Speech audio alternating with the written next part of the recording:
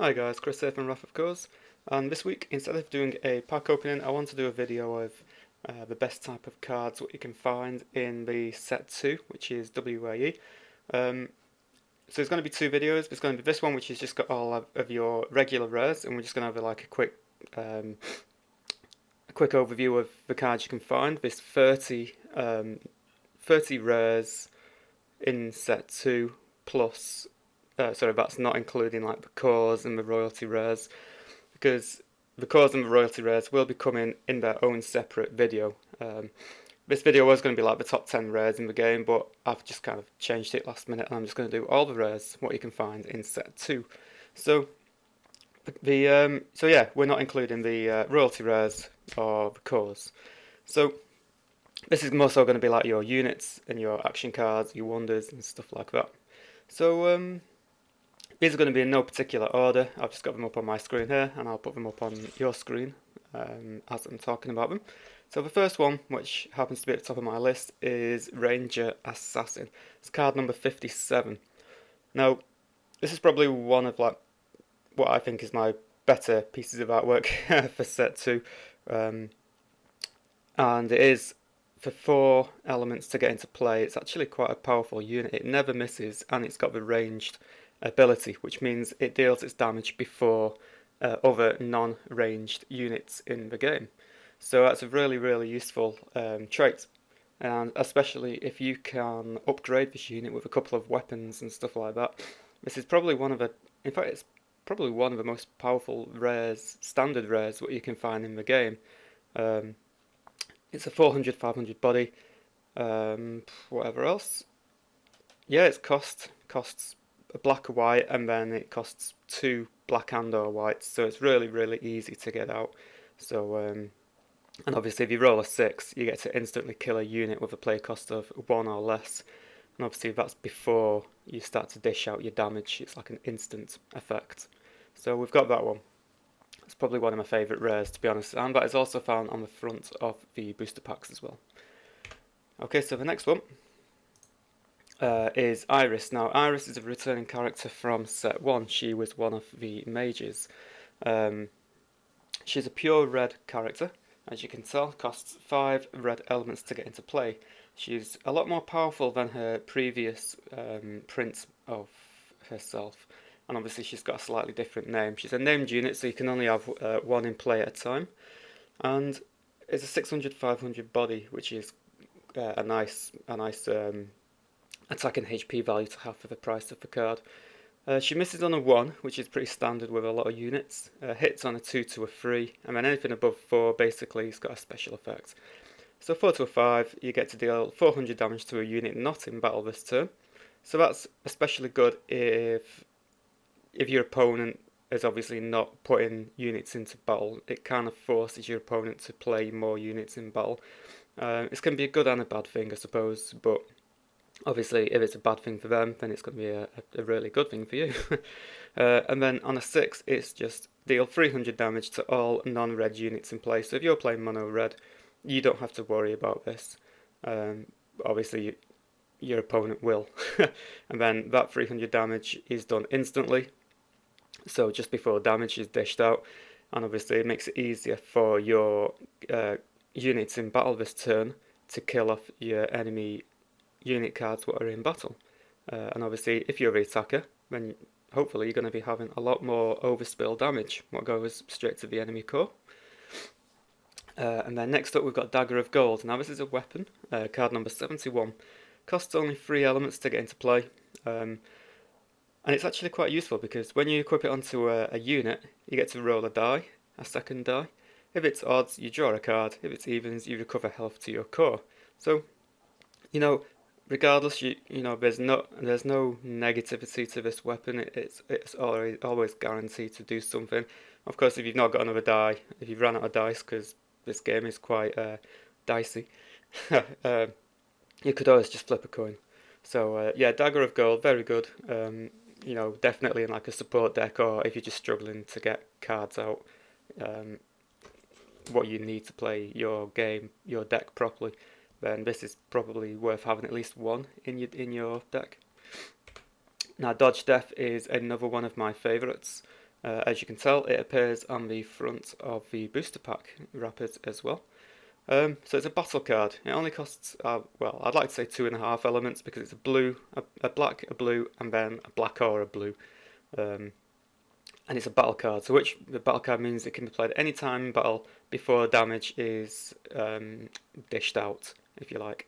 So at the end of this battle phase, if a unit of yours died, return only one back to play on its original terrain.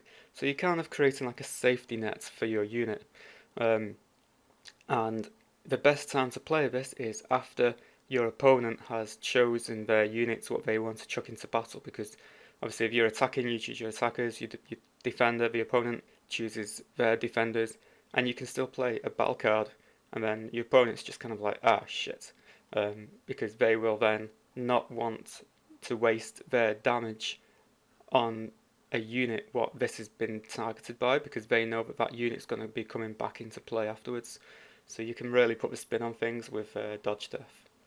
Now, next one is probably another, I do like the artwork, and this one's very, very vibrant and colourful. It's a wonder, one of the latest cards in set 1, to be honest, to be made. So again, it's another 2.5 elements. It's a black, a red, and then a black or a red. It's a wonder, so obviously you can only have one wonder out in play at a time. And it says, whenever your opponent draws or discards a card, their core loses 200 health.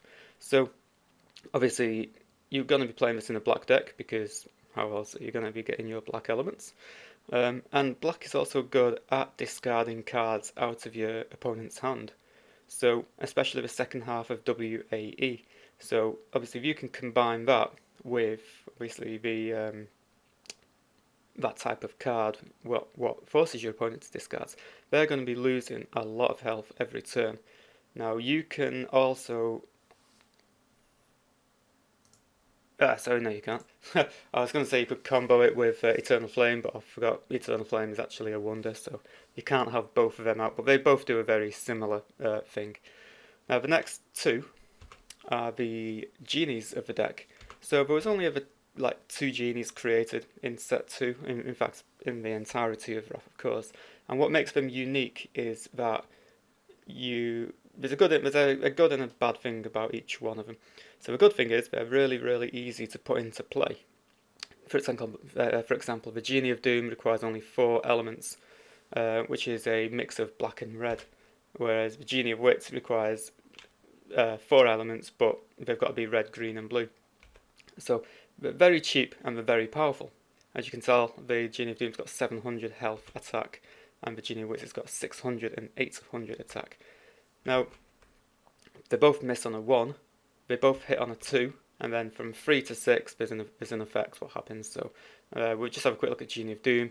Draw a card. On a 4, your opponent discards a card, so obviously that ties in with Crystal Caves. On a 5, you recover health to your core, and then on 6, this unit gets an extra 100 attack and health, so it can actually pump itself to 800 attack power and health. Genie of Wits, on a 3, your opponent core loses 300 health. On a 4, all your opponent's units lose 100 attack this battle. On a 5, prevent the next 200 damage to all of your units this battle, so that's basically increases their health almost, or negates damage. And then on a 6, you get to draw 2 cards. So it's nice to have card draw, just hopefully your opponent's not got Crystal Caves out. So yeah, that's really good. Okay, next one, Chest of Reaping Reward. There are actually 2 chests in, or 2 rare chests in the second part of set 2. There's also a common and an uncommon chest.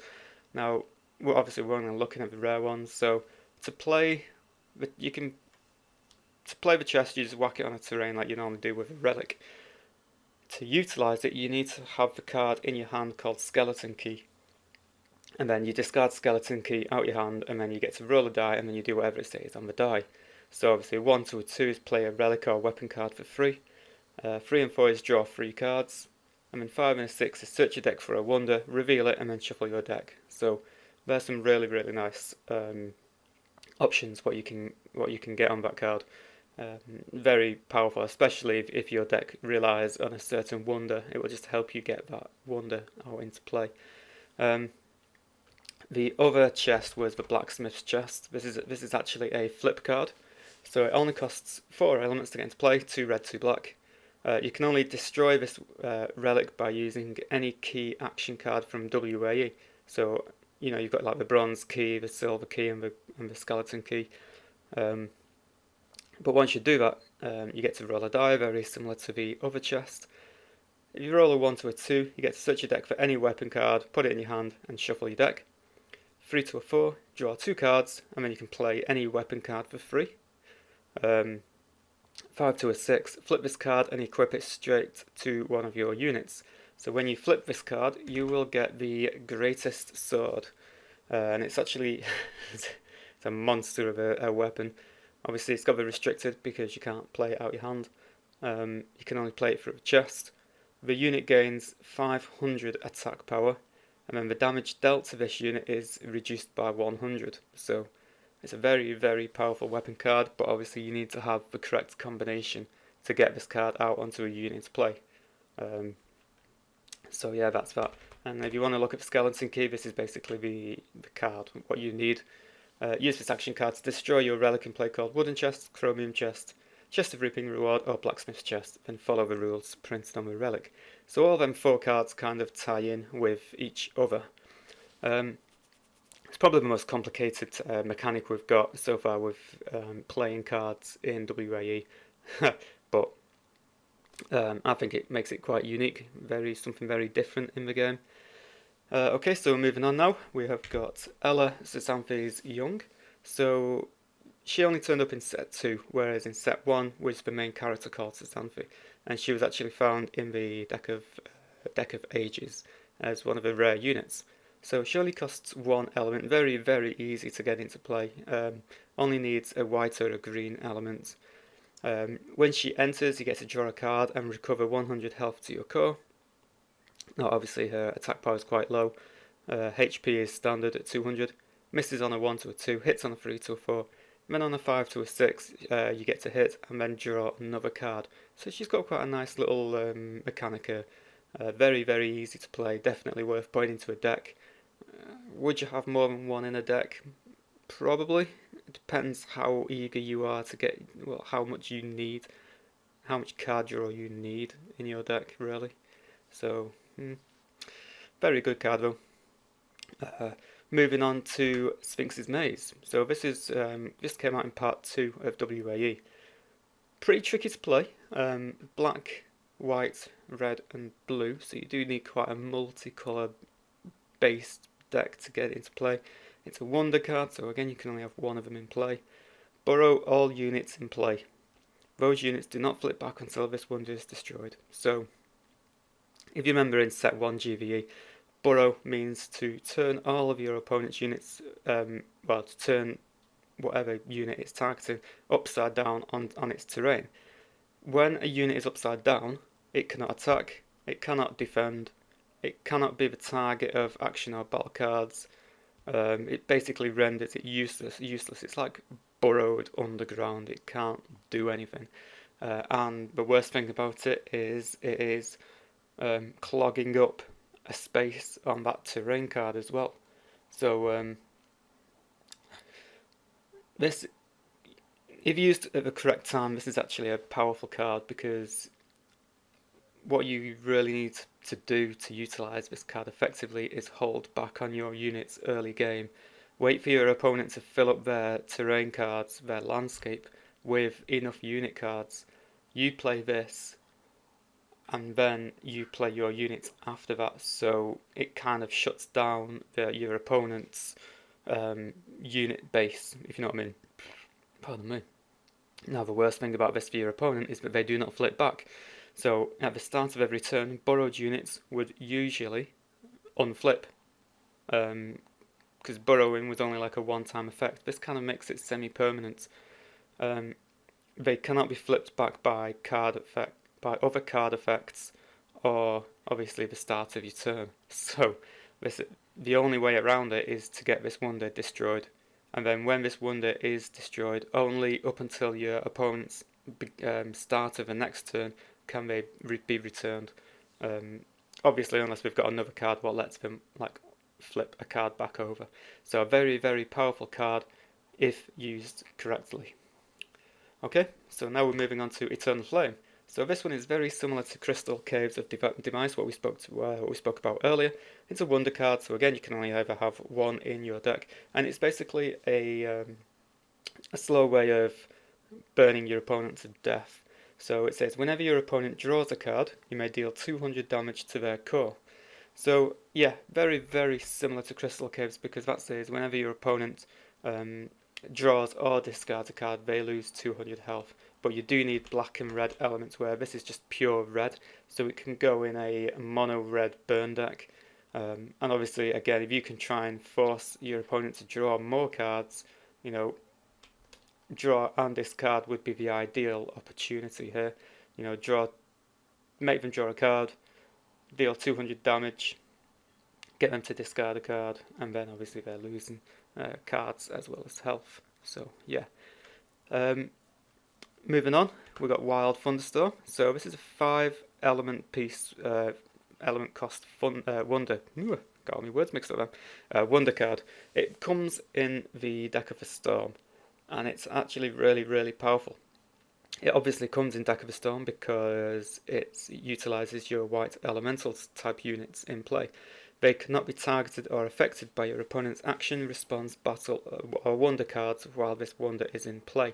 So it basically puts a massive umbrella over all of your elemental units which have got white in their play cost.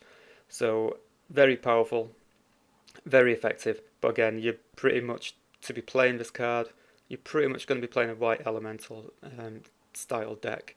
But yeah, if that's what you're playing, then by all means, yeah, it's a really good card. Moving on, we've got another wonder card. So it costs 3 red elements to get into play. Whenever you draw a card, you may also look at the following card, but do not add it to your hand. Whenever you play a red action card, flip a coin. If the flip is heads, draw a card. Again, if you've not got a coin, you can just use a die and do odds and evens. But basically, you get to predict what's coming up in your deck. I mean, if you're lucky enough, you might even be able to draw that card as an extra card. So very useful, especially early game, because it only costs 3 red elements. I wouldn't put it in a burn deck, but well, I suppose you could put it in a burn deck only because it's got that second ability where you can flip a coin and draw a card. But I suppose it could go in a lot of other type of decks as well, and not just burn. So yeah, that's that. Now we're moving on to a action and response card called Twister. Now this one comes in the Deck of a Storm. It costs 3 elements to get to play, 3 whites or 3 green. It's very simple rulings. Draw 2 cards, your opponent discards 2 cards. So if you did happen to have the Crystal Caves out in play, that's even better. Problem is, you're going to be using about 4 different colours to get this combination in. Yeah. Not really much to say about it. I mean, it is a nice card to have. Obviously, you know, it's increasing your hand size and decreasing your opponent's hand size at the same time. So, yeah, you can't really go wrong with this card. So, and it's got pretty cool watercolor effect in the background as well for the sky. Set 3 is going to be utilising quite a lot of watercolors, so I'll leave that for the future. Now, the next one is another flip card. It's a relic called Bacillus of Haram. Now this one is kind of like a bit of nostalgia to the Cellar Dragon in set 1 of GVE. So costs a red and a black to get into play. Nice and easy.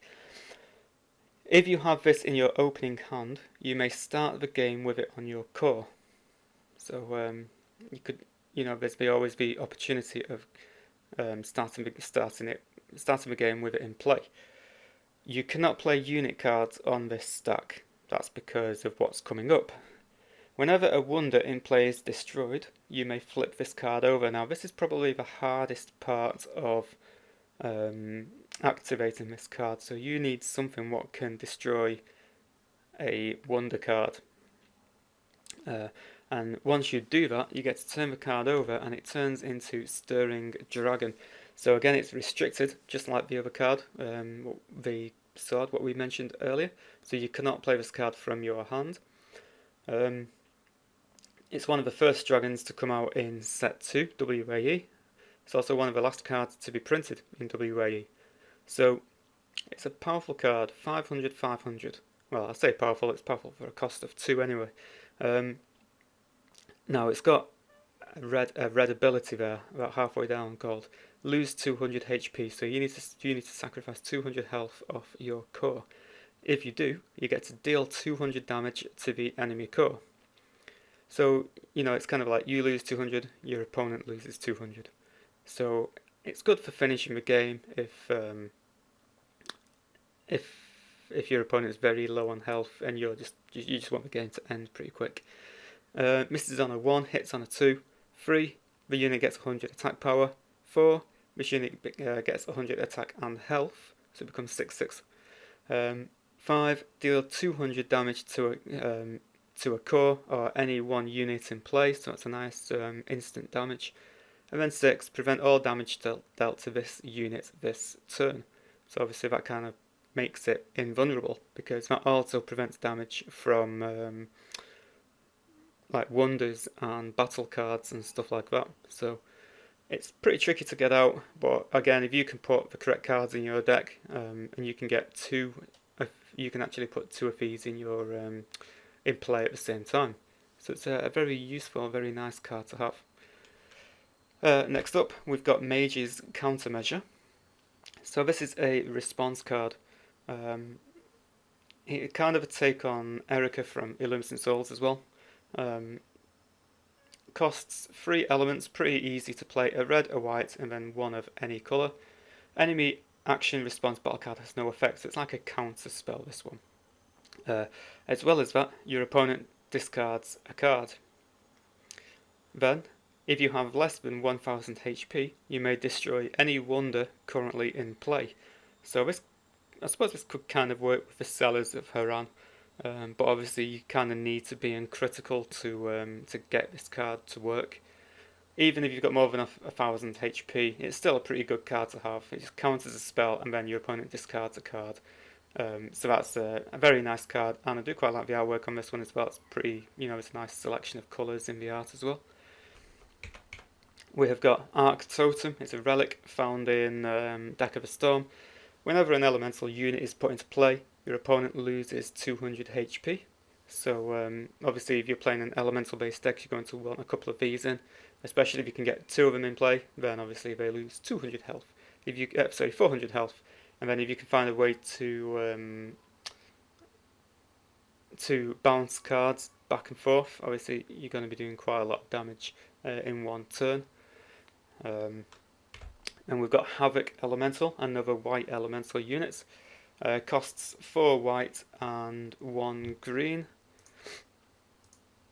When it enters, you get to destroy any one relic or weapon in play, so that's nice, just for the sake of getting rid of stuff. Misses on a 1, hits on a 2. On a 3, deals 100 damage to the enemy core. On a 4, the unit gets 100 attack power and 100 health for this battle, so it becomes 7/7. And then on a 5 and a 6, all your white units get 100 attack power this turn. So that's good, obviously, if you've got a nice full battlefield to have at hand, should I say. Because obviously, if you've got 5 units in play, that's an extra 500 damage you get to deal and dish out. Next up, we've got a couple of cards from the first set, which is Xanthi the Beauty. So she's a white human creature with a cost of 3 white elements. She's got a static ability. What says all of your other units in play get 100 HP, so it's a nice little health boost, which is also not taking up the space of a wonder. She only misses on a 1, and then she hits on a 2 to a 6. 400 bodies, so it's about average for a cost of 3 units. Then we've got Heavy Ballista. So this unit was actually teased quite a lot before the release of set 1. So and it actually got quite a response. So it's a unit what costs 5 elements to get into play. It's got the ranged ability, so it gets to deal its damage before all other non-ranged units. It's an 800 power, 800 attack power. So just to have 800 combined with ranged is actually quite meaty anyway. Misses on a 1 to a 2, hits on a 3 to a 5, and then on 6 you get to destroy any weapon or relic in play. So it's very similar to the Havoc Elemental, but this card, it kind of does it on a 6, so it has the opportunity to do it again and again. Next up we've got the Relief of Minerva. So this is the white wonder for the Deck of Ages. It costs 3 elements to get into play. It says reduce all damage dealt to your units by 100. So obviously this is very similar to Xanthi's ability, only reduces damage instead of increasing HP. It's very, very similar effect. It just kind of helps your units. This deck is pretty much based on like support, so and this is basically what that does. I wouldn't say it's the best wonder what you can get, but if if you don't have many wonders, then definitely consider putting this card into play. Then we've got an action card called Betrayal. So it's a 4 cost, or 3.5 should we say. Your opponent may reveal a unit from their hand. They don't have to.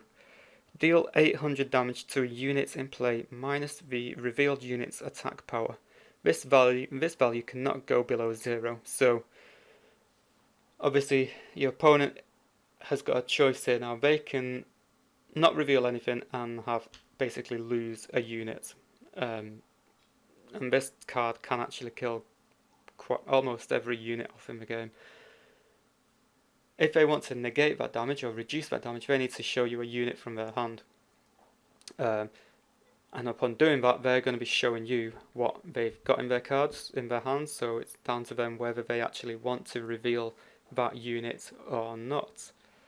So this can be quite a powerful card for tricking your opponent into showing you what they've got in your hand. Unless there's something in play what they really, really don't want to get destroyed. So yeah, that is that. Next up, we've just got a couple of rares from the deck of Fire and Ice. So we've got Lava Core Frost Elemental, 6 cost unit, a nice 700, 600 units for its attack and HP. This has got a static ability, what is basically good against red and blue decks. So any red and blue damage dealt to this unit is basically halved, and then rounded up to the nearest 100. Misses on a 1, hits on a 2 to a 4. On a 5, your blue units get 100 HP, and then on a 6, all of your red units get 100 attack power. So they're not the best rolls 5 and 6, but obviously if you've got a lot of units out in play, this can actually be quite beneficial. Because obviously it can give them a nice little needed attack power push just to try and get that extra bit of overflow damage in. We've got Frost Season, which is a wonder, 3 blue elements, all non-elemental and or non-blue units in play lose 200 attack power. So if your opponent is not playing blue and they're not playing elementals, then they're going to be losing quite a lot of damage, because over 5 units, that's 1000 attack power they're losing out on. So this is a very powerful wonder card, but obviously I don't know if it's something I would play a great deal of, because I think there's a lot of other better wonder cards out there, but it is still definitely worth being a rare. Then we've got Born in Flames. This card, it only costs 1 red. Now you're going to be paying a bit more, because it says you may only use red elements to pay for the cost of your next unit this turn. So ideally you want this to be played in a red mono deck. Then this will help you play other cards which are not mono red. So you could play, for example, if you've got enough elements in play, you could play some really, really powerful cards such as like Alto or Lava Core Frost Element or something like that. And basically it converts the cost to play that card into pure red. So a very useful card, trying to get something different into a burn deck if needed. Then we've got Elemental Clash. So this is a 4 cost, 2 red, 2 blue.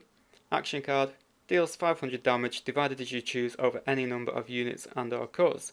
So again, in a lot of burn cards, you can only send the full amount of damage to a unit or a core. This will basically allow any excess damage to be redirected to another target.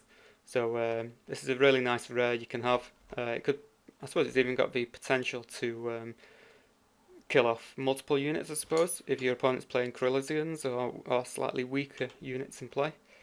So yeah, definitely worth considering having one of these in your deck. Let's have a look. See, you got the God Summon. That's a rare, but you need all 3 pieces. So I'll put that on screen shortly. Once you've got all 3 pieces out, obviously you don't have to pay anything. You've just got to put them on your terrain card upside down. You cannot play. Obviously, they need to go on naked terrain, so they cannot be placed on a terrain with something on them. And once you turn them all over and you create one big picture, it says deal 1000 damage to the enemy core and all of their units. So pretty powerful. Definitely worth putting in again in a burn deck, I suppose. And I think that is it. I do believe this video is getting quite lengthy now, so I'm going to cut it here. And then hopefully in one of my next videos we're going to be putting the royalty rares up as well as the cores, because there's quite a lot of cores. I think it's just too many to put in this video. So yeah guys, just let me know what you think. Obviously comment down below which rare did you like the best, and why, or if you think some of them don't deserve to be rares maybe. Just let me know down in the comments below, and we'll just start a bit of a conversation in the comments, and we'll see where we go from there. Alright guys, thanks a lot for watching, and I shall see you in my next video.